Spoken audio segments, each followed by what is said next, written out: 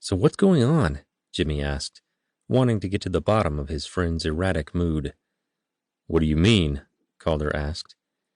"The secret meetings in the lab, the sudden recon missions, and the inordinate amount of weapons you're carrying lately," Jimmy said with a smirk, holding up one of the duffels in his hand. "Something's going on." Calder let out a grumble, pinched his mouth tight, and then stopped walking. When Jimmy looked up, he knew something was wrong. "Jordan found damage when he scanned me." "Damage? What kind of damage?" Jimmy asked, dropping the gear at his feet, and then crossed his arms. "Internal damage. Equipment damage," Calder said, cracking his neck and letting out a sigh. "And it's my fault. It has nothing to do with GenMed." "How is it your fault?"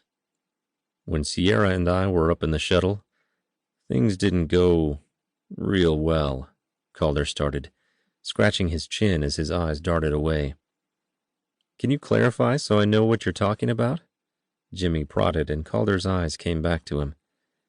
"When she found me, I was unconscious," he said, and as Jimmy began speaking, he cut him off. "And I was being controlled by the shuttle. I'd been weakened by the hull issues and wasn't able to reject its connection. Damn thing nearly drained me dry. If it weren't for Sierra, I would have died." "So that's a good thing that she saved you, I mean." "Yes and no," Calder said.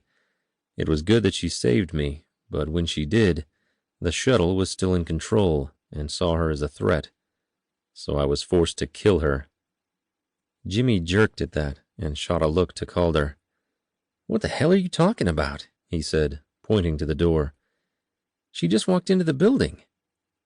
Calder ran a hand through his hair and paced away from Jimmy for a moment before turning back to him. His expression hardened. "I don't remember any of it. All I know is that when I came to, the shuttle was a wreck, and Sierra was dead at my feet. She was bloodied and covered in bruises I gave her. I had no recollection. I tried to revive her, but she was gone." Jimmy scrunched his face and looked to his friend. "Again, she's right there." He pointed to the door, but Calder held up a hand again and shook his head. "When I realized I had killed her, something came over me. I could still feel her, so I connected to her. Her body may have been dead, but her mind was alive. I let loose and gave her everything I had, like a neural defibrillator, and it worked. But apparently the electrical charge that passed between us fried a bit of my augment." Slowly understanding, but not really grasping what Calder was saying, Jimmy gave him a curious glance. "So what does the damage mean, then? Is it changing how you use your augment?" Jimmy asked. "We don't know. That's why I've been in the lab with Jordan running tests.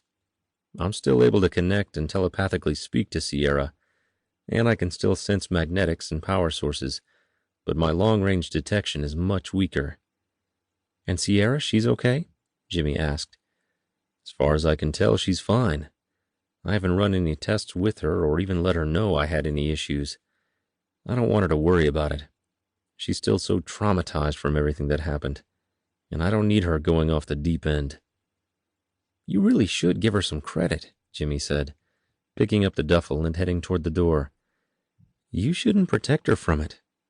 "I have to," Calder said, his voice tight. "That's the other part I'm dealing with." "What do you mean?" "One of the things we found during info scans," Calder said as he picked up his gear and moved past Jimmy to the door. "It's GenMed.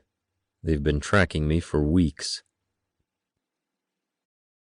To keep listening to this audiobook, I've left you a link in the description so you can do it, at no cost thanks to Audible's 30-day free trial.